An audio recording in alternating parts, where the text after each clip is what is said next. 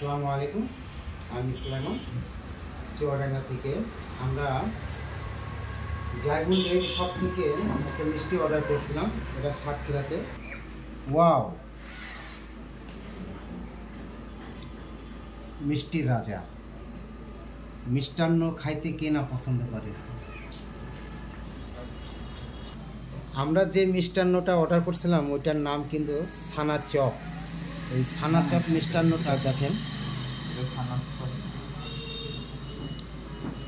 এটা দেখতে যত সুন্দর, খাইতে কিন্তু আরও অসাধারণ।